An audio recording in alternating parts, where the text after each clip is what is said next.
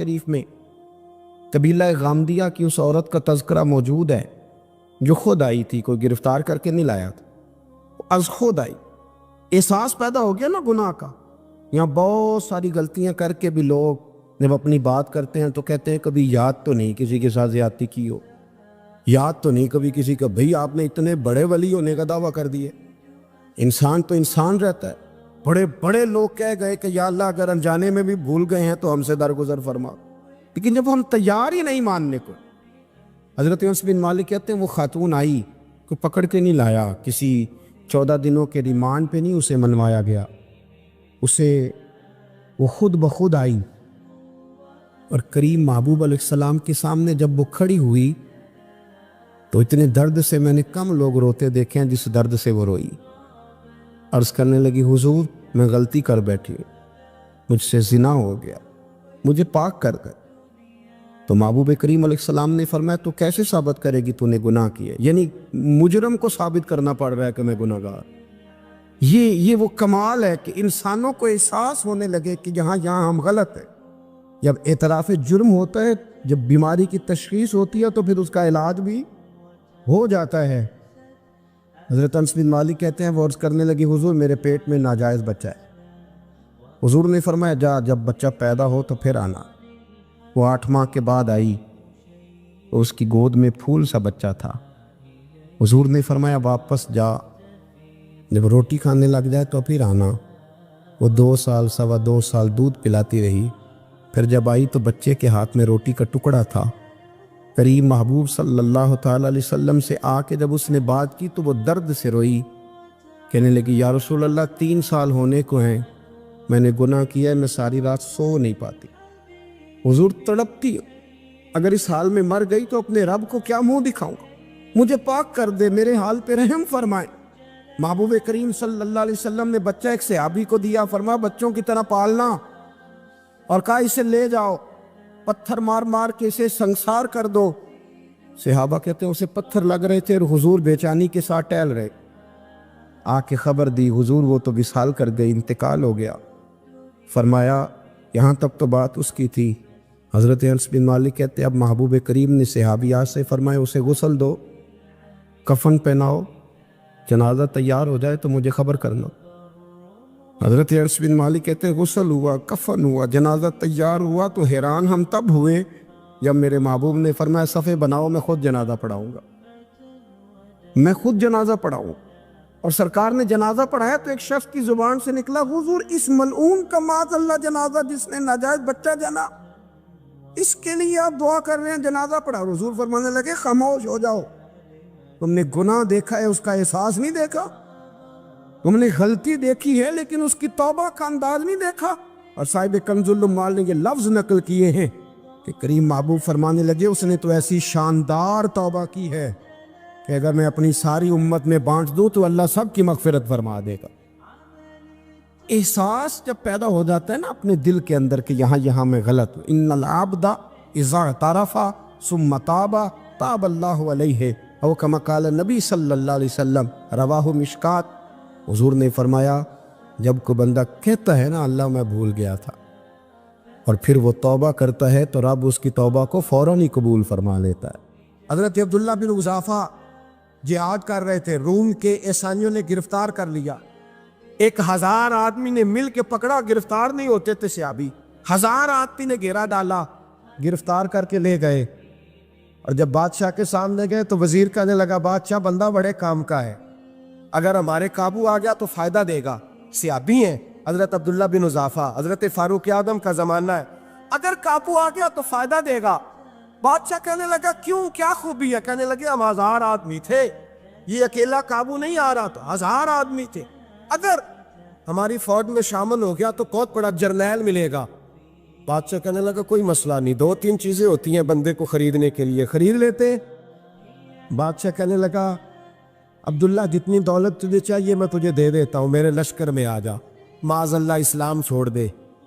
حضرت عبداللہ بن حذافہ کیا فرماتے ہیں بڑا تو بیوقوف ہے، میں نے دولت کمانی ہوتی تو مدینے میں بیٹھ کے تجارت کرتا، میں دولت کمانے نہیں نکلا، میں تو رسول اللہ کی رضا کمانے کے لیے نکلا ہوا ہوں۔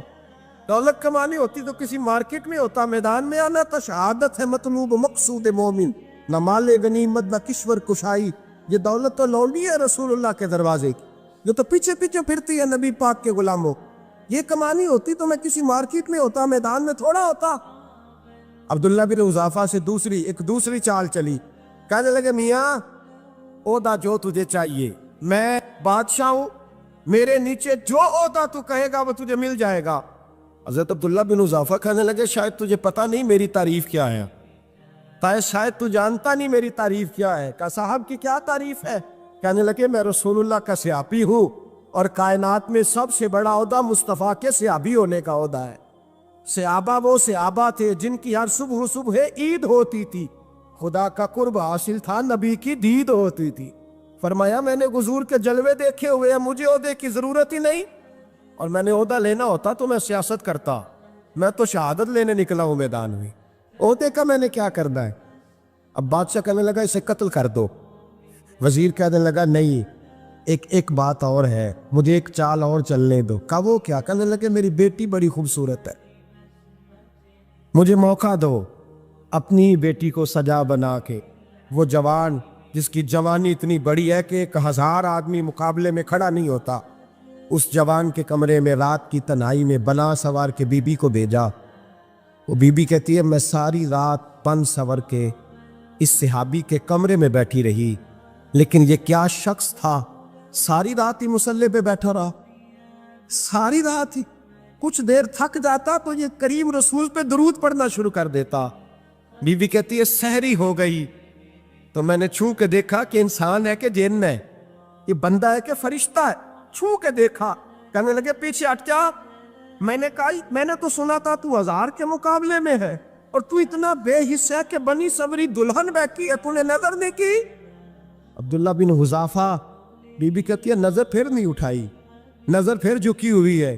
کہنے لگے بی بی میں مجبور ہوں، اب میرے اوپر کوئی حسن نہیں چلتا، میں نے جلوائے بددہا کا دیدار کیا ہوا ہے، اب میری نگاہوں میں جچتا نہیں کوئی، اس لیے کہ جیسے میرے سرکار ہے ایسا نہیں کوئی۔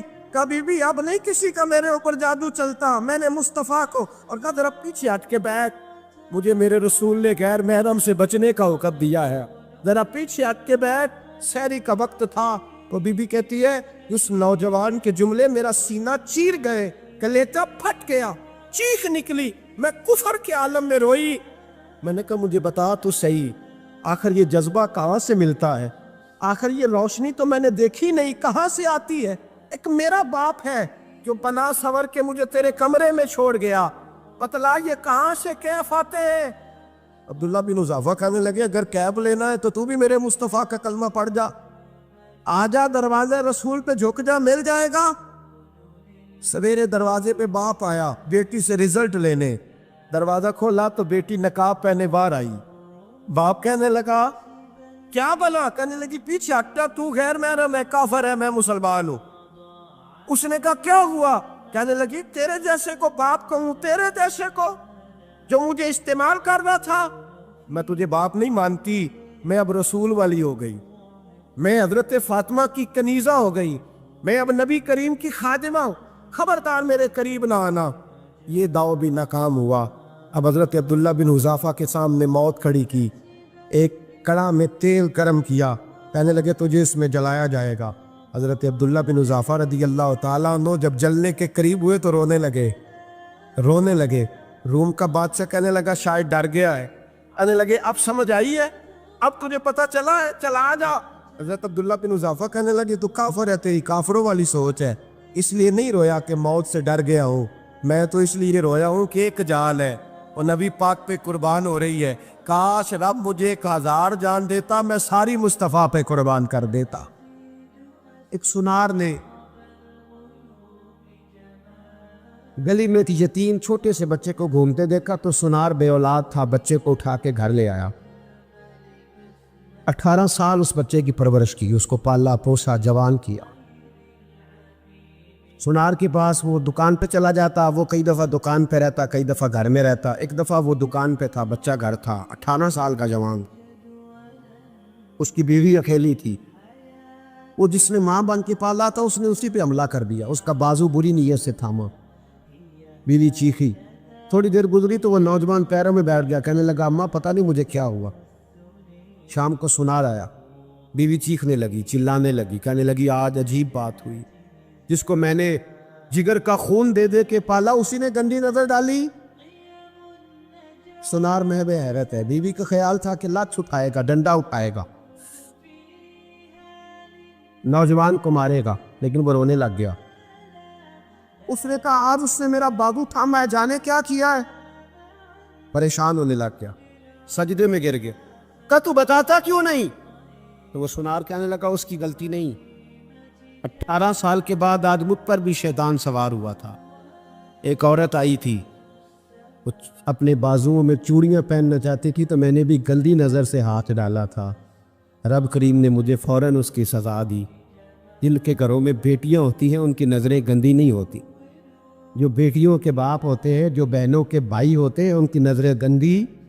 اور اگر تو ٹیلی فون کرتا ہے، تو کسی عورت کے ساتھ تعلق رکھتا ہے تو یہ بات لکھ لے، امام فخر الدین رازی 1، علامہ اسماعیل حقی 2، ملا جلال الدین رومی 3، امام خازن 4، امام جلال الدین سیوطی 5 حدیث کے استاد اور محدث لکھتے ہیں کہ اگر تو کسی پر گندی نظر ڈالے گا تو تیرا گھر بچ سکتا، یاد رکھ نہیں بچے، اس لیے کہ تیری نظر ہے، کسی کی بیٹی کو بیٹی سمجھ تاکہ تیری بچی کا پردہ قائم رہے، کسی کی بہن کو، یہ کیا بات ہوئی کہ تو جتنا مرضی گند معاشرے میں پھیلاتا رہے تیرا گھر بچا رہے، یہ کیسے ہو سکتا ہے؟ فَإِنَّ لَهُ مَعِيشَةً ضَنْكَ، اللہ فرماتے ہیں زندگی تنگ ہو جائے گی تیرے لیے مشکل، تو ڈھونڈتا پھرے گا کہ میں مرنے کو جگہ تلاش کروں۔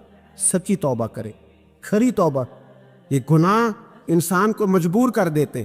حضرت عبداللہ بن مبارک رحمۃ اللہ تعالیٰ علیہ، ان کے سینکڑوں شاگرد تھے، ایک شاگرد کے انتقال کا وقت آیا تو گھر گئے ملنے، آپ کہتے ہیں میں نے زور لگا لیا پر اس کی زبان پر کلمہ جاری نہیں ہوا، میں اسے کہتا کلمہ پڑھ پر اس کی زبان پر جاری، اللہ اکبر، بہت بڑی نعمت ہے، دعا فرمائیں اللہ ایمان کی موت عطا فرما، ایمان کی موت دے اللہ کریم، ایمان کی موت دے۔ ایسے بھی لوگ دیکھیں ہیں، مسجد نبوی ہے، رسول اللہ کا شہر ہے، سر سجدے میں ہے، روح پرواز کر گئی، روح پر کتنا نصیبوں والا ہے، کتنا نصیبوں والا کہ مسجد نبی میں سر سجدے میں رکھا ہے، اور اللہ تبارک و تعالیٰ نے محبوب کے قدموں میں موت عطا فرمائی۔ تو حضرت عبداللہ بن مبارک کہتے ہیں میں نے اس کو کہا کلمہ پڑھ تو اس کی زبان پہ جاری نہیں ہوتا، میں بار بار کہتا تو وہ منت کرتا، کہتا حضور میں کوشش کرتا ہوں جاری نہیں ہوتا۔ فرماتے میں پریشان ہو کے اٹھا، ابھی میں دروازے پہ پہنچا تھا، اس نے چیخ ماری اور روح پرواز کر گئی، بچے رونے لگے، بیوی رونے لگی، تو میں نے اس کی بیوی سے کہا کہ یہ جرم کیا کرتا، اتنا بڑا پاپی پہ کلمہ جاری نہیں ہوا۔ اس کی زوجہ کہنے لگی حضرت جی 2 گناہ تھے اس کے، ایک تو یہ شراب کا عادی تھا، روکتی تھی باز نہیں آتا تھا، اور دوسری بات یہ کہ یہ اپنی اماں کا نافرمان تھا، وہ 2 گلیاں چھوڑ کے رہتی ہے، یہ کبھی ملنے نہیں گیا تھا، اس بوڑھی کا کلیجہ اس کی طرف سے بڑی تکلیف میں تھا۔ حضرت عبداللہ بن مبارک کہنے لگے جا تو بھی دعا کر، اس کی ماں کو بھی کہہ دعا کرے کہ یہاں تو یہ کلمہ نہیں اسے نصیب ہوا، اللہ کرے اللہ آخرت کی منزلیں اس کی بہتر فرما دے۔ حضور صلی اللہ علیہ وسلم کے پاس ایک مہمان آ گئے رات کے وقت میں، جب وہ آئے تو حضور نے پوچھا کھانا کھانا ہے؟ تم نے کہا کھانا ہے۔ جھوٹ اور بھوک کو جمع کرنا منع ہے؟ کہا جی کھانا ہے۔ تو حضور صلی اللہ علیہ وسلم نے فرمایا ازواج مطہرات کے گھروں میں پتہ کرو کچھ ہے۔ حضرت ام سلمہ کے گھر میں پتہ کیا تو کہا یا رسول اللہ 4 دن سے روٹی نہیں پکی۔ حضرت زینب سے پوچھا تو کہا حضور کئی دن سے چولہا ہی نہیں جلایا۔ حضرت عائشہ صدیقہ، حضرت میمونہ، حضرت سودا، تمام گھروں سے بظاہر یہ 2 جہاں کے شاہ ہیں پر پاس کچھ رکھتے نہیں، 2 جہاں کی نعمتیں ہیں ان کے خالی ہاتھ میں، ہر چیز ہے پر فقر اختیاری ہے، کوئی شے نہ ملی۔ نبی پاک صلی اللہ علیہ وسلم نے مسجد میں اعلان کیا، فرمایا کون ہے جو میرے مہمان کو روٹی کھلائے؟ ان لفظوں کا حسن کوئی حسن والا ہی سمجھ سکتا ہے، فرمایا کون ہے جو میرے مہمان کو کھانا کھلائے؟ تو ایک صحابی لے گئے اور اٹھے، وہ صحابی جو صحابہ میں غریب تھے، ایک انصاری جو غریب آدمی تھے، بہت زیادہ امیر آدمی اللہ کی راہ میں خرچ نہیں کر پاتا، اس کے لیے مشکل ہو جاتا ہے۔ اس کے لیے بہت امیر آدمی جو ہوتا ہے نا، وہ جتنا زیادہ امیر ہوتا ہے نا، اتنی دیوار اس کے گرد کھڑی ہو جاتی ہے پیسوں کی، مشکل ہو جاتا ہے اس کے لیے۔ غریب آدمی کھڑے ہوئے، اگرچہ میرے محبوب کے غلاموں میں جو بڑے امیر تھے وہ بھی خرچ کرنے میں بڑے آگے تھے، حضرت عثمان غنی رضی اللہ تعالیٰ عنہ، حضرت عبد الرحمن ابن عوف، حضرت ابو بکر صدیق رضی اللہ۔ لیکن یہ غریب آدمی کا حضور میں لے جاؤں گا، میں لے کے جاؤں، اور یہ بخاری مسلم ہے۔ حضور نے فرمایا لے جاؤ، وہ اب سے آپ بھی گھر لے گئے اور بیوی سے مشورہ کیا، بات پہ غور کرنا، ہر چیز کی بھوک دیکھی جا سکتی ہے، بچوں کی نہیں دیکھی جا سکتی۔ وہ انصاری حضور کے مہمان کو گھر لے گئے، جا کے بیوی سے مشورہ کیا، کہا بھلی مانس گھر میں کچھ ہے؟ تو اس نے کہا تھوڑا سا بچوں کے لیے کھانا رکھا ہے، بچوں کے لیے۔ بچے تو بزدل کر دیتے ہیں، بچے تو آدمی کو بزدل کر دیتے ہیں، بچے تو مار دیتے ہیں، کلیجہ پھٹ جاتا ہے بچہ بھوکا ہو تو، نیند نہیں آتی۔ اب صحابی اپنی بیوی سے کیا کہتے ہیں؟ کہتے ہیں بچوں کو بہلا کے سلا دے، اور رسول اللہ کے لیے نہیں، رسول اللہ کے مہمان کے لیے، بھائی نبی پاک کے لیے نہیں، حضور کے تجھ سے در در سے سگ اور سگ سے ہے مجھ کو نسبت، میری گردن میں بھی ہے دور کا پٹکا تیرا، تجھ سے در در سے سگ سگ سے ہے مجھ کو نسبت۔ لمبی بات ہے کہ بچوں کو سلا دو۔ بی بی نے بچوں کو سلا دیا تو میاں بیوی کا مشورہ ہوا کہ مہمان کے ساتھ بیٹھ کے روٹی کھانا بھی سنت ہے۔ تو اب مہمان کے ساتھ بیٹھ کے کھانا بھی ہے، تو کھانا ہے ایک دو آدمی کا۔ اب خاوند اپنی بیوی کو تیار کرتا ہے کہ میں بھی کھانے پہ بیٹھ جاؤں گا، تو بھی بیٹھ جانا، اور جب مہمان کھانے میں ہاتھ ڈال لے تو اٹھنا، کہنا او ہو دیا تو صحیح کیا ہی نہیں، ابھی بجھ جائے گا، اور جا کے دیا بجھا دینا۔ ہم ہاتھ ہلاتے رہیں گے، مہمان روٹی کھاتا رہے گا۔ اور یار اس درد کو، اس کیف کو سمجھو، گھر میں بچے بھی بھوکے، بچوں کی ماں بھی بھوکی، بچوں کا باپ بھی بھوکا، دسترخوان پہ روٹی لگ گئی، روٹیاں چون ڈالیں، بی بی اٹھی کہنے لگی او ہو چراغ تو صحیح کیا ہی نہیں، یہ تو بجھ جائے گا۔ حوصلے مند بی بی جس نے بچے بھوکے سلا دیے، وہ بھوکے سوئے ہوئے بچوں کی بھوکی اماں اٹھی اور اپنے خاوند کی تابع داری میں اٹھی، میں گڈی تے ہتھ ڈور سجن دے، وہ جنج رکھے اونج رہنا ہے، اٹھی اور اس نے نہ دیا ٹھیک کرنے کے بہانے بجھا دیا۔ مہمان روٹی کھاتا رہا اور رسول اللہ کے نوکر قربانی دیتے رہے، وہ روٹی کھا کے سیر ہو کے بستر بچھایا تو سو گیا۔ یہ میاں بیوی ساری رات بچوں کی طرف دیکھتے رہے اور غور کرتے رہے اور راضی رہے کہ ہم نے حضور کا فریضہ نبھایا ہے۔ قربان جاؤں محبوب پہ، بے خبر ہو جو غلاموں سے وہ آقا کیا ہے۔